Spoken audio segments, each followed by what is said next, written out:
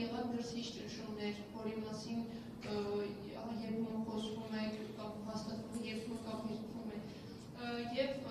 ձեր ասացի վերաբերյալ, երբ ասացիք, որ բանակցությունների չի գնացել շրջանը եղել, երբ Ալիևն է համաձայնվել անգամ բանակցությունների, այսօր կառավարության նիստում Փաշինյանը խոսել է այս թեմայի մասին ու ասել է մեջբերեմ, մենք երբեք չենք հրաժարվել բանակցել լղի հարցով, պրոբլեմը եղած խզումներ։ Պրոբլեմը եղած խզումներ։ Ինչ խզում։ Խզումը հակամարտությունն է, բայց հա, գիտենք, որ պրոբլեմը հակամարտությունն է, բայց իրան պետք է լուծել։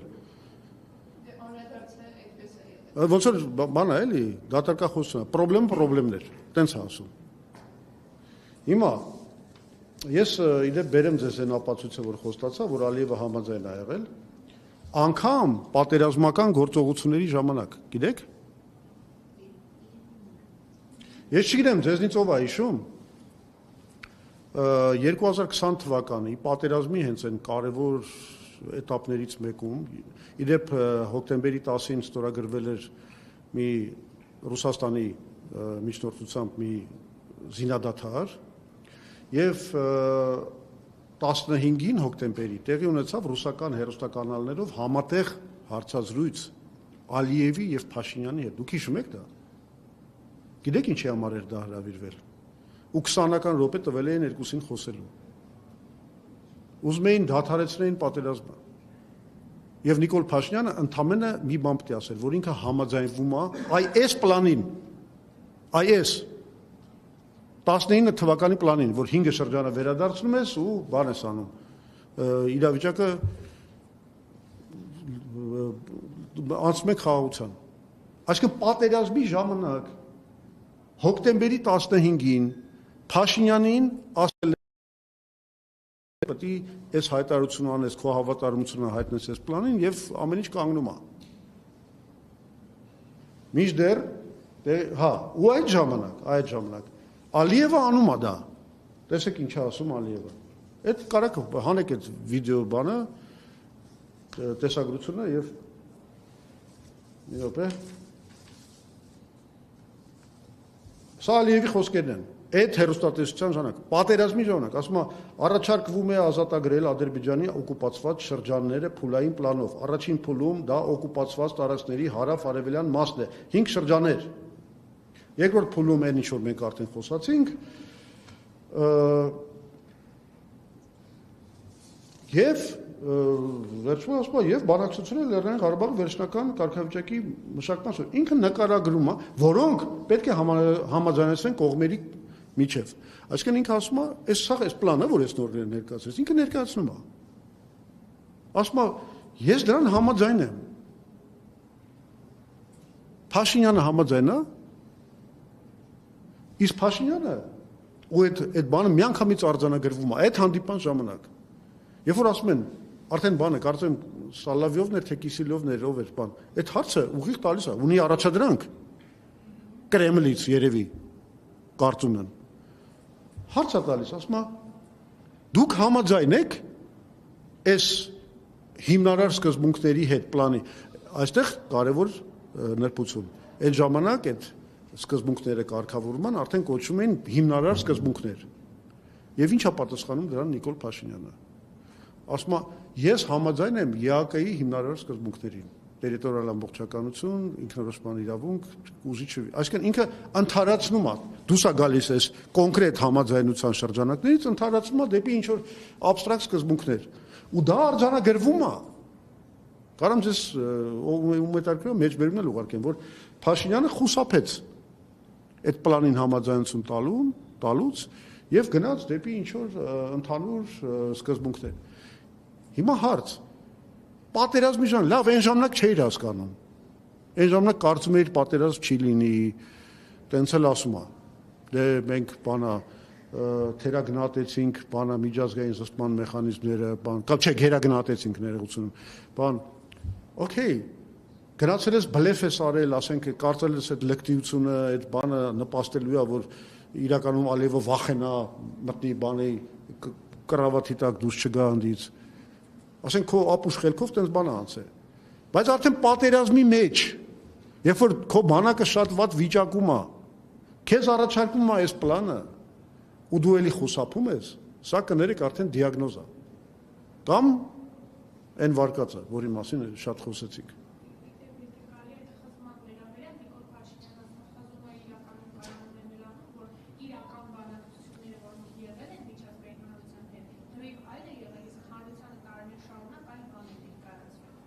Այսինքն ես շատ ներողություն եմ խնդրում 97 թվին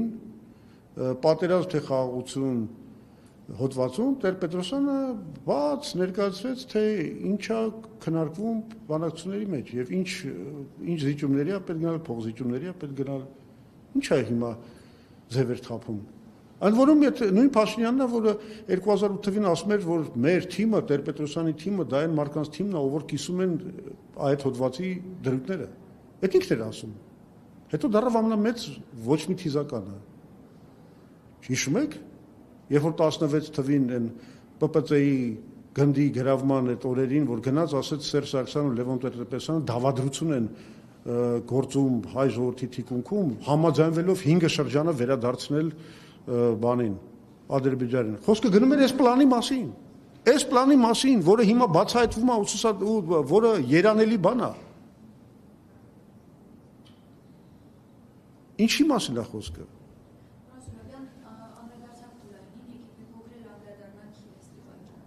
Խնդրեմ։ Հա, այդտեղ էլի իրանք բանա շփոթի մեջ են ընկել, դեմագոգիայով են զբաղված, դաղալություններ են անում։ Լսեք, ոչ ոք չի պահանջել Իրանից հրապարակել հայկական ժամանակի մեջ տպված հոդվածները։ Իրանից պահանջվել է պաշտոնական առաջարկները միջազգային Մինսկի խմբի համանախագահության հրապարակել եւ մեր պաշտոնական պատասխանները այդ առաջարկներին։ Ճիշտ է։ Մի կողմ դնենք, որ որոշ դեպքերում ինքը ուղղակի մտնում է Կազիմիրովի սայթը, ընդեղից է ինչ որ բաներ հանել, սաղ կա։ Այս դեպքում ինքը ասում է բանա, Լևոն Տեր-Պետրոսյանի շտաբից ինչ որ ինձ փոխանցել են, մենք էլ հայկական ժամանակում տպել ենք։ Նախ ինձ հայտնի չի, որպես ես եղել եմ Լևոն Տեր-Պետրոսյանի նախընտրական շտաբի անդամ, ինձ հայտնի չի, որ նախընտրական շտաբի որևէ անդամ այդ բանը փոխանցել է, բայց ես չեմ բացառում, որ կարող է նման բան եղել է։ Կարող է ինչ որ մեկը եւ փոխանցել է։ Իսկ ինչ վատ բան արել, եթե դենց բան եղել է։ Այսինքն եղել է մի հատ փաստաթուղթ, որը հասանելի է եղել Տեր-Պետրոսյանի շտաբին, այդ բանը տրվել է մամուլին։ Ինչ վատ բան կա այդտեղ։ Բայց մենք չենք ասում դու քո պուբլիկացիաները հրապարակի, մենք ասում ենք քո պաշտոնական ինֆորմացիան հրապարակի։ Իսկ հիմա ասում ենք փնտրում ենք չենք գտնում։ Իհարկե չեք գտնի։ Գիտեք գաղտնիքը ինչի մեջ է։ Գիտեք ինչի քիվեստը չեն գտնում։ Շատ բարձ բացատրություն ունի, չգիտես ինչի սա բան են կորցրել են իրանց։ Քիվեստը եղել է այն ինչ որ դիվանագիտության լեզվով կոչվում է non-paper։ Անգլերեն տենց արտահայտություն կա։ Non-paper դեֆիսով է գրվում։ Դա ինչ է նշանակում, գիտեք։ Դա նշանակում է փաստաթուղթ, որը չունի պաշտոնական բան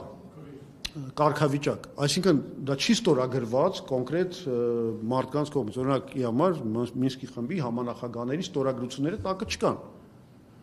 Այդ փաստաթուղթը հիմնվելով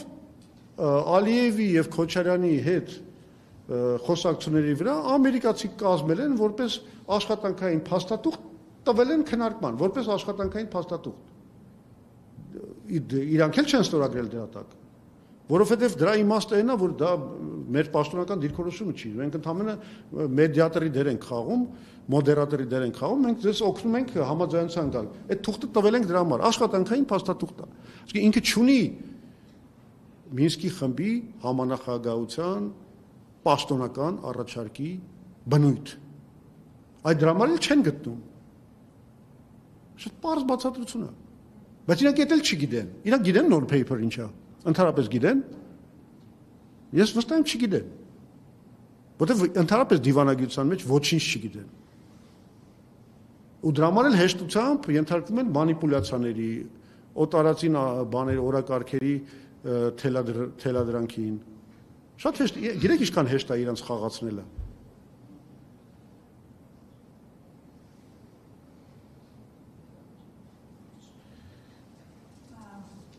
Իշխանությունները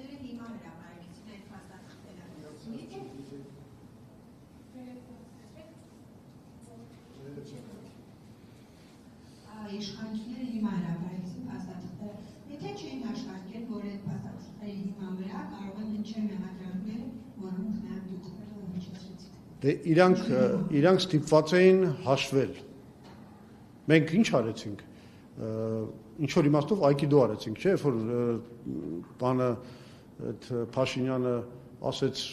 բոլորին կանչում են բանավեճի, Տեր-Պետրոսյանը ինչ գրեց։ Ասեց բանավեճելու բան չկա, դու փաստաթղթերը հրապարակի, այդ ժամանակ դա կլինի իսկական բանավեճ։ Ճիշտ է, նաև կսպառի բանավեճը։ Այսինքն մենք իր պրիոմը իր դեմ ուղարկեցինք ու դա շատ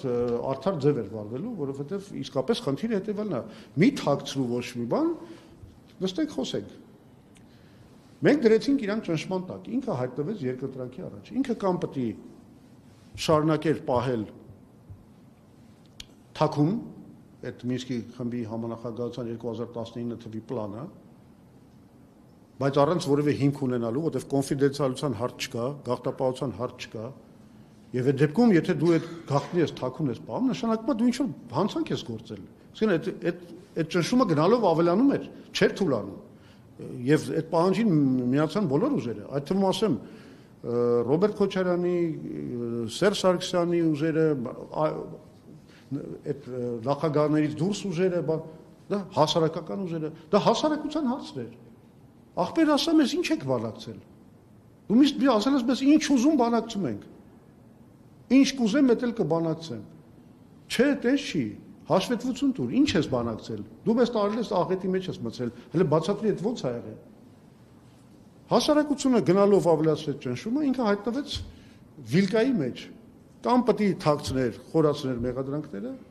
կամ հաշվեց, որ ավելի լավ է ընտրություններին 7 ամիս է մնացել, թե ինչքան է մնացել, հիմա հրապարակեմ, ինչ վնաս հնարավոր է կլինի, կամաց կմարսվի կեթա։ Այսինքն ընտրությունների արդեն դուրս կգա մի քիչ մաքրված բան, բայց не тут-то было։ Այս քթից ենք վերելու։ Մենք չէ, մեր ժողովուրդը, հասարակությունը։ Այս փաստաթուղթը եւ իր խայտարակ մերժումը, այս աղետը, որի մեջ ինքը մեզ ընկղմեց, մենք իր քթից ենք վերելու, որպես հասարակություն, որպես քաղաքացիներ։ Ինքը սրատակից չի կարող դուրս գա։ Անգամ չեն կարողանում կողմնորոշվել, վերջը մերժել են, չեն մերժել,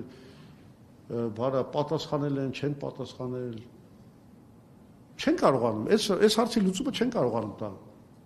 Ինչ են արել։ Ու չեն տա։ Սա ասում եմ, մի հատ խարան է, սա պատմության խարանն է, որ իրանց վրա մնացել է։ Սա իրանց զրկում է, ինչ ասեմ, լեգիտիմությունից ես կասեի անգամ։ Որովհետև իրանք չունեն այդ պատասխանը։ Իրանք ինչ ընտրություն են կատարել ճակատագրական հայ ժողովրդի համար։ Ամենավատ ընտրությունը։